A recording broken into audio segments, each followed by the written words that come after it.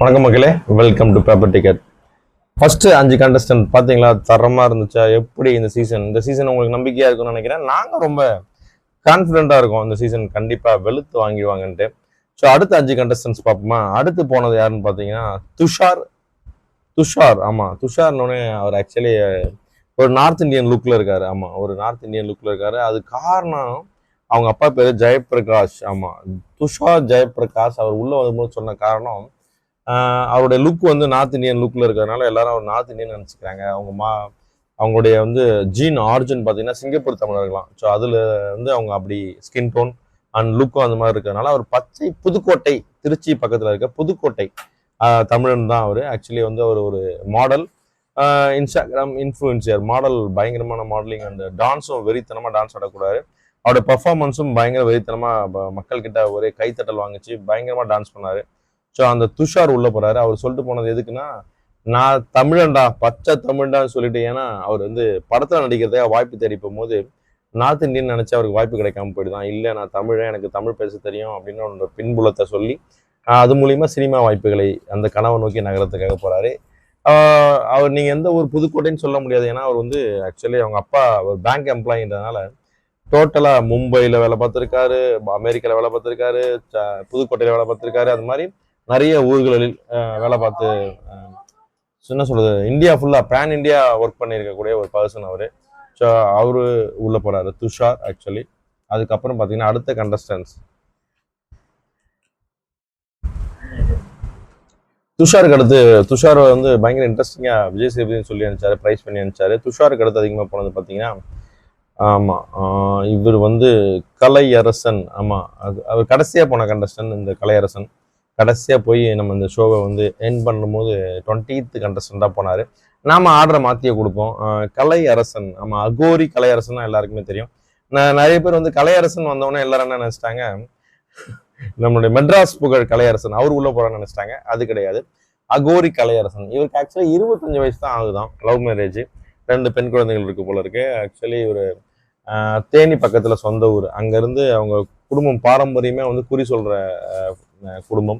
அவங்க பாட்டி தாத்தா இவங்க எல்லாமே குறி சொல்லிட்டு இருக்கும்போது இவரும் வந்து சின்ன வயசுல 8 வயசுலேருந்து குறி சொல்ல ஆரம்பிச்சிட்டாராம்.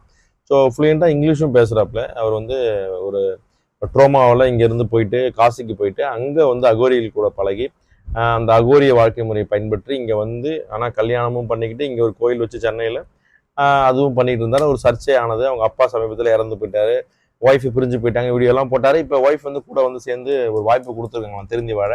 ஸோ இப்போ அகோரியிலிருந்து அவர் கலையரசனா மீண்டு வர்றதுக்காக இது உள்ளே போயிருக்காரு அப்படின்னு சொல்லிட்டு போயிருக்காரு அகோரி கலையரசன். இது எந்த அளவுக்கு நீங்கள் நம்ப போறீங்கன்னு தெரியல. அவருடைய ஸ்பீச் பார்த்தீங்கன்னா பயங்கர மாடர்னாக இருந்தது. ஆமாம், நம்புங்க, அப்படிதான் இருந்துச்சு. அவரோட இன்னொரு ஃபேஸ் ஆமாம் இந்த இதில் வெளிப்படும் எதிர்பார்க்கப்படுகிறது. ஸோ செகண்ட் லிஸ்ட்டில் உள்ள செகண்ட் கண்டஸ்டன்ட் கலையரசன் ஆகும். அதுக்கப்புறம் வந்து சுபிக்ஷா ஒருத்தவங்க போனாங்க. இவங்களுடைய ஆர்டரும் வந்து கலையரசனுக்கு முன்னாடி வரும். இருந்தாலும் நம்ம ஆர்டரை மாற்றி கொடுப்போமா ஒரு ட்விஸ்ட்டுக்காக அப்படின்றதுக்காக.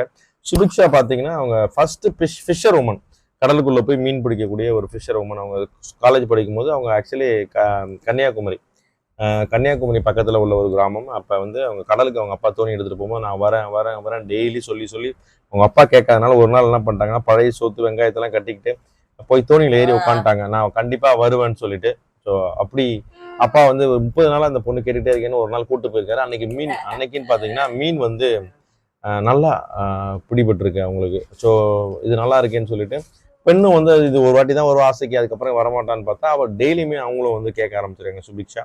ஸோ இவரும் வந்து அந்த ஆர்வத்தை இது பண்ணி அவங்க டெய்லி கூப்பிட்டு போயிட்டு மீன் பிடிச்சிட்டு இருக்காரு. ஸோ இவங்க அதுக்கு தகுந்த மீனவ வீடியோஸும் நிறைய போட்டு யூடியூப்ல பயங்கர, இன்ஸ்டாகிராம்ல பயங்கர ஃபேமஸான ஒரு ஃபர்ஸ்ட். ஆமாம், இந்தியாவில் அவங்க தான் சொல்றாங்க, வேர்ல்ட்லையா இந்தியாலையா தெரியல, இந்தியாவில் ஃபர்ஸ்ட் ஃபிஷர் உமன் அப்படின்னு சொல்லக்கூடிய சுபிக்ஷா அவங்க வீட்டுக்குள்ளே போகிறாங்க. தூத்துக்குடி, ஆமாம் சாரி, கன்னியாகுமரி பக்கத்துல இருந்து, கடைகோடி கன்னியாகுமரியிலேருந்து போயிருக்காங்க. ஸோ இவங்களும் ப்ராமிசிங்காக இருந்தது. அவங்களுடைய என்ன சொல்றது, கான்ஃபிடென்ஷியல் அண்ட் மோட்டிவேஷனல் ஸ்டோரியாக இருந்தது அவங்களுடைய இது. ஸோ உள்ள பார்க்கலாம் அவங்க எவ்வளோ தூரம் தாக்கு பிடிக்கிறாங்க, என்ன பண்ணுறாங்க, அவங்களுக்கான ஃபேன் பேஸ் எப்படி கிரியேட் ஆகுது பார்க்கறதுக்கு அவ்வளோவா இருக்கும். அவங்க சொல்லிட்டு போனது மீனவ இது பிரதிநிதியாக உள்ள போகிறாங்க, மீனவர்களின் பிரதிநிதியான்னு சொல்லிட்டு போயிருக்காங்க. பார்க்கலாம். அடுத்து போன போட்டியாளர் பார்த்தீங்கன்னா விக்கல்ஸ் விக்ரம். ஆமா, விக்கல்ஸ்னா எல்லாருக்குமே தெரிஞ்சிருக்கும். அவங்க வந்து ஆக்சுவலி ஒரு சாங் எடுத்துக்கிட்டு அந்த டீம் வந்து அந்த சாங் எப்படி கிரியேட் ஆகுன்னு சொல்லிட்டு இவங்க ஸ்டைலில் ஒரு கிரியேஷன் போடுவாங்க. ஸோ ஒரு 4 பேர் இருப்பாங்க. அந்த இதை வந்து ஏஆர் ரகுமானே ரீக்ரியேட் பண்ணாங்க எங்களோட கிரியேஷனு. ஸோ ஏஆர் ரகுமான் சாங் தான் இவங்க வந்து பண்ணுவாங்க. ஆனால் ஏஆர் ரகுமானும் அவங்க அதை பண்ணி ட்ரெண்ட் ஆச்சு.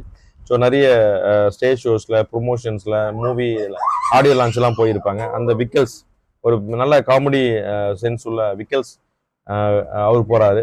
விக்ரம். ஆமா, இன்ஸ்டா இன்ஃப்ளூயன்சர் அண்ட் ஸ்டாண்டப் காமெடின்னு வச்சுங்களேன். அந்த நிறைய காமெடி கண்டென்ட் இவர்கிட்ட வந்து எதிர்பார்க்கலாம். இவருக்கான ஃபேன் பஸ் எப்படி இருக்கு? இவரோட யூடியூப்ல ஃபாலோ பண்ற எல்லாரும் இவருக்கு ஓட்டு போடுறாங்களா? என்ன பண்ண போறாரு? எவ்வளவு நாள் உள்ள இருக்க போறாரு? இவருக்கு வந்து கண்டிப்பாக நிறைய நாட்கள் உள்ள இருக்க வாய்ப்பு இருக்கு. ஏன்னா ரொம்ப முக்கியம், மனிதனுக்கு மகிழ்ச்சி மட்டுமல்ல, அதோட சேர்ந்து சிரிக்க வச்சு சிந்தனைக்க வைக்கணும். அதெல்லாம் பண்ணுவேன்னு சொல்லிட்டு போயிருக்காரு. பார்க்கலாம். இவருடைய ஸ்டோரி இன்ட்ரெஸ்டிங்கா இருந்துச்சு. ஏன்னா அவர் ஒய்ஃபோட சேர்த்து கலாச்சி ஒரு ஏவி போட்டிருந்தாங்க. ஏவி வேற லெவல். ஏபிஸ்ன்னு பார்த்தீங்கன்னா எல்லாருக்குமே ஏவி நல்லா தான் பண்ணியிருந்தாங்க. அதுக்கடுத்து போகிற இன்ட்ரெஸ்டிங் போட்டியாளர் பார்த்தீங்கன்னா ரம்யா ஜோ. இவங்க ஆக்சுவலி பெங்களூர், கனடாவை சேர்ந்தவங்க. மைசூர் ஆர் பெங்களூர், மைசூர் சொன்னாங்கன்னு நினைக்கிறேன். ஸோ இவங்க வந்து ஒரு வீட்டில் வந்து அம்மா அப்பா இறந்ததுனால 5 வயசுலேருந்து அனாதை ஆசிரமத்தில் வளர்ந்துருக்காங்க. இவங்க கூட 2 அக்கா. ஸோ ஒரு அக்கா கல்யாணம் ஆயிடுச்சு. இவங்க வந்து பார்த்தீங்கன்னா ஸ்டேஜ் திருவிழாக்களில் டான்ஸ் ஆடுவாங்க இல்லையா?